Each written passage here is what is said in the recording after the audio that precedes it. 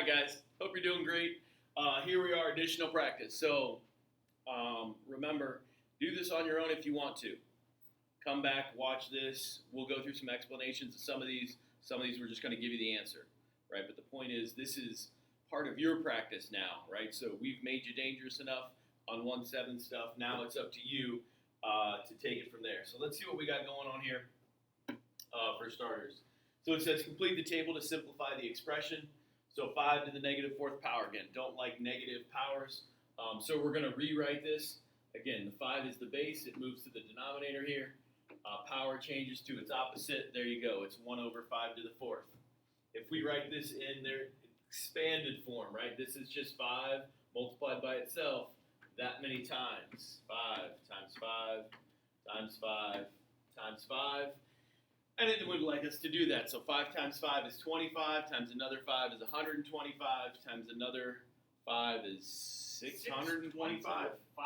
625. There you go. Big brain right here, folks.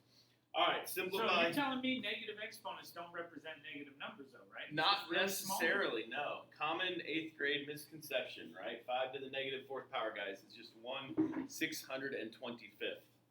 Okay? Super small. Yep. All right, so let's go ahead and simplify each one of these expressions. Again, this is where we're going to have to do something with that 0 power. So we're going to identify, hey, z to the 0 power, also known as the number 1. If I multiply that with 135, like they're telling me to do, what do we get? Well, we just end up with 135. Okay? Come back to that one, looks scary. Let's do this one here. 8 divided by 9 to the 0 power. Again, we've got to take care of this 0 power first. What number in disguise is that? Well, it's really the number 1. 8 divided by 1. Pretty sure we can nail that one. Kabam. That's 8. All right. Let's give ourselves some room here for these other ones. All right. Okay. 7 to the negative second power. We're going to multiply that by negative 3 to the second power. So we need to turn both of those into what numbers they are, right? So let's go ahead and rewrite 7 to the negative second power, right? That's 1 over 7 to the second power. Negative 3 to the second power. That's just negative 3 times negative 3. Quickly, all of you said 9. Good work, people. 9, okay? We just got to multiply these two things together. Not really a big fan of 7 to the second power, guys. What number really is 7 times 7? Yep, it's just 49. All right, now we can go ahead and multiply this. Again, you'd like to make this a fraction like I do right now. Multiply straight across. Kaboom. This looks like 9 49ths. You guys good with that one? We good here? Is simplified? I think so. I'm not a very good fraction reducer. If you're not sure, guys, go 9 ABC 49 in your calculator. If it's going to reduce it, it'll make that happen for you. 5, a to the negative third power over b to the negative second power. See, this is why Mr. Knoll did the vocab. He was afraid of this problem. He didn't want to do it. Yuck. Me? Fine. Okay? Oh, I feel like I should just give you guys the answers on this one, but it's okay. So everywhere we see an A, we're putting a 5. So this is really 5 to the negative third. Okay? B, everywhere we see B, we're putting a 6. This is 6 to the negative second. Okay? Now, here's what happens, guys. We don't like either one of these negative powers, right? We would go through this long and drawn-out mathematical process of using a fancy word called a multiplicative reciprocal. Okay? Nobody wants to do that. I do. Nope. Here's all you got to know.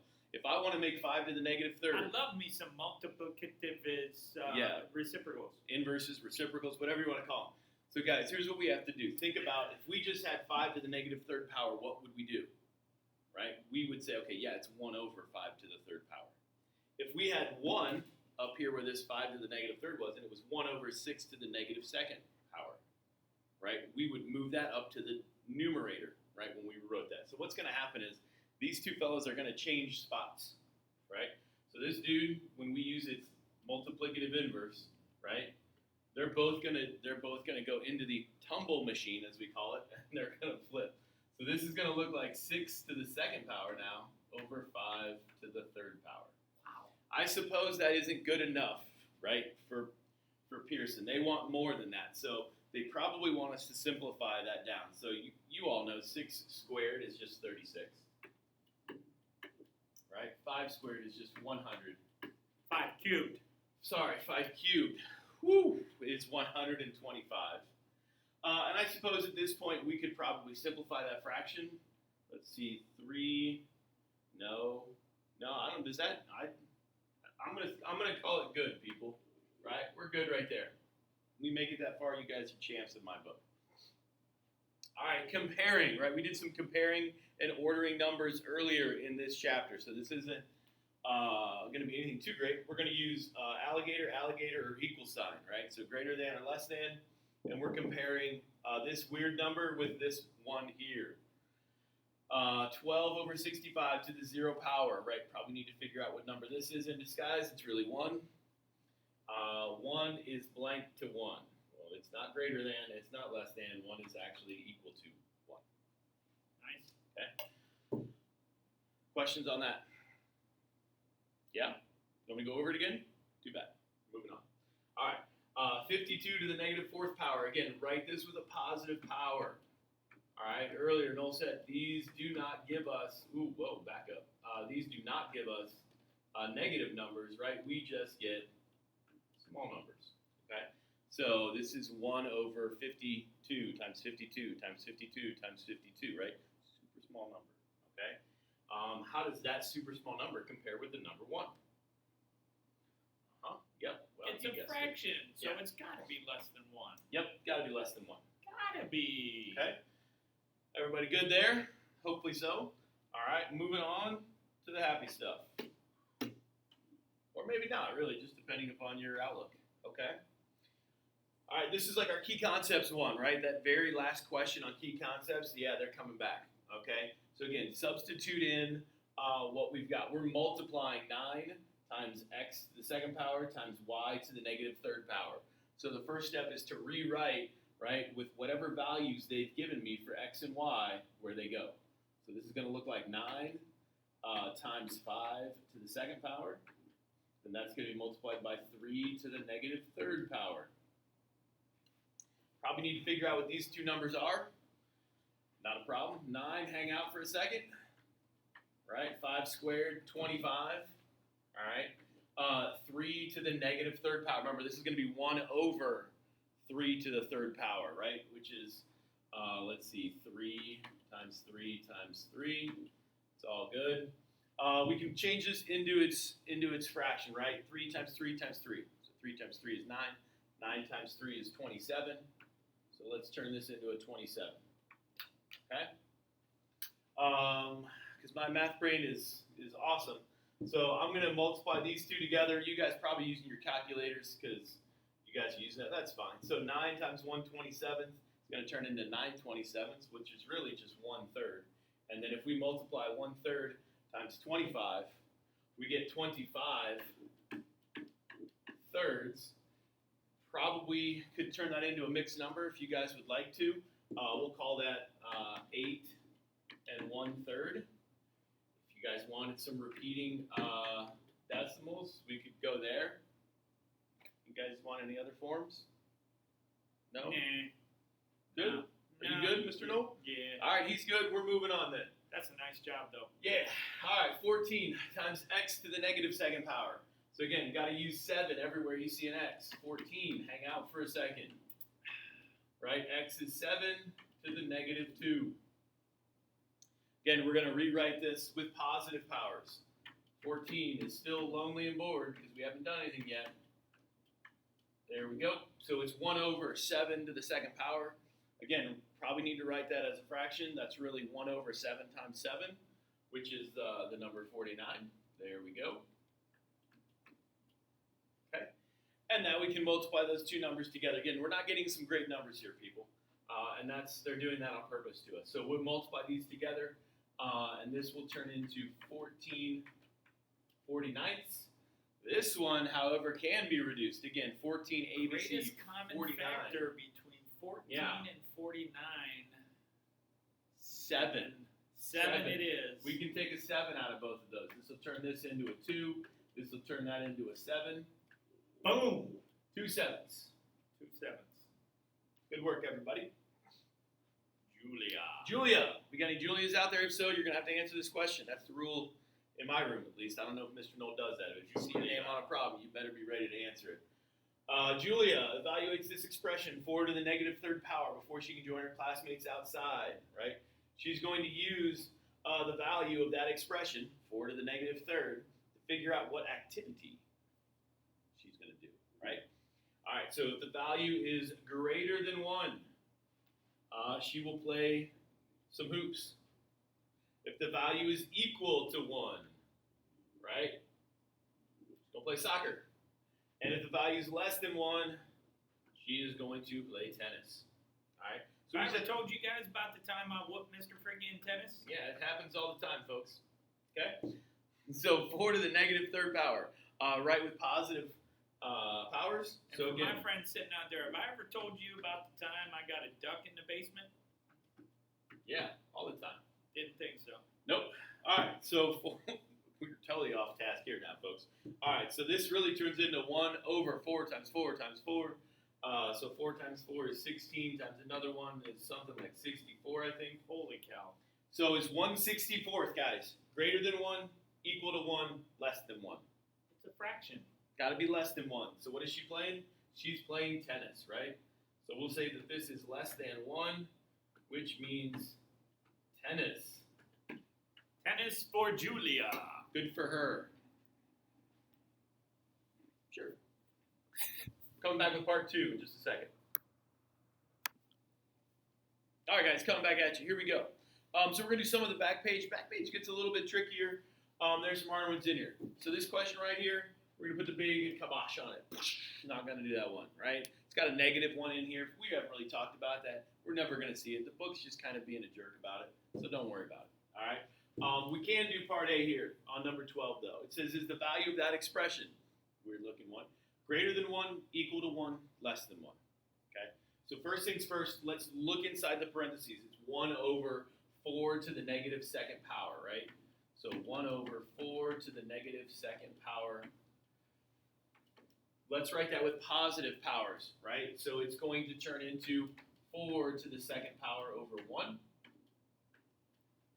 And then we can say, yep, anything over 1 is just itself, so this is really 4 to the second power.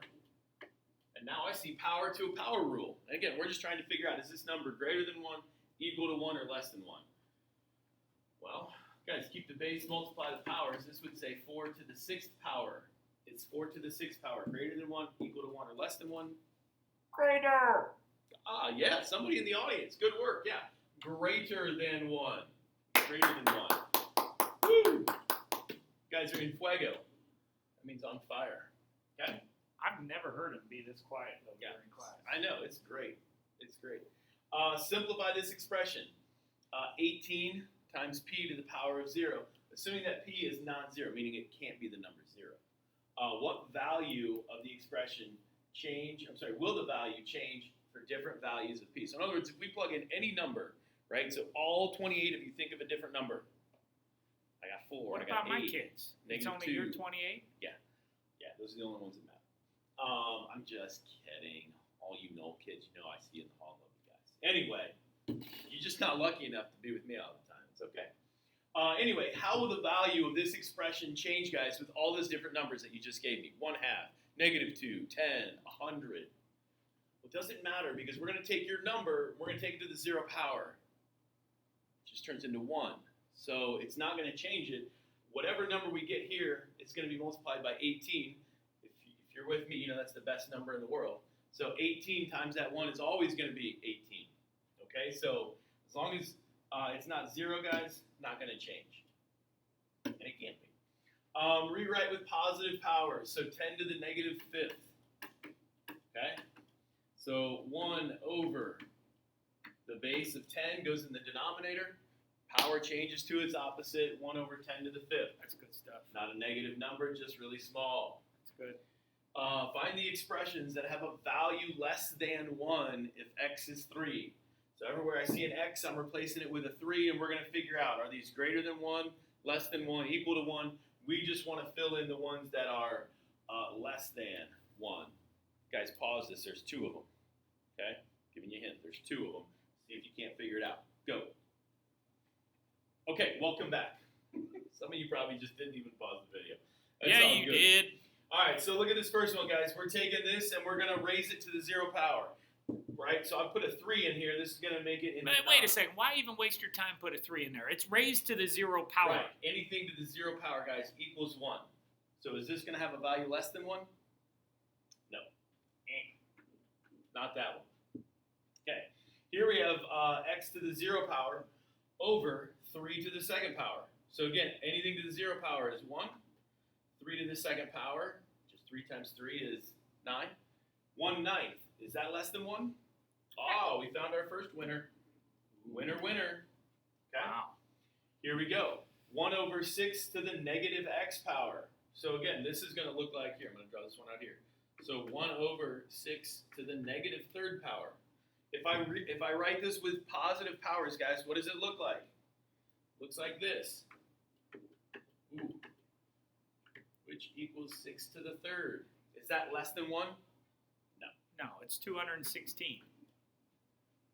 I observed the same thing is going to happen on this one, guys. Look, this is going to be 3 to the negative 3 power. So this is really going to be 3 to the 3rd power at the end. Not going to happen. Okay? Here we go. 3 times x to the negative 4th power. Right? You guessed it. This is our last one, guys. When we get here, right, you're going to have that 3 times 3 to the negative 4th power, which indeed will be less than 1. So, again, there's our additional practice. We're going to move on now, guys. We probably have our quizzes to tackle. We've got our math excels and all that other fun stuff. So, again, if you have questions, you got to let us know. Have a great day.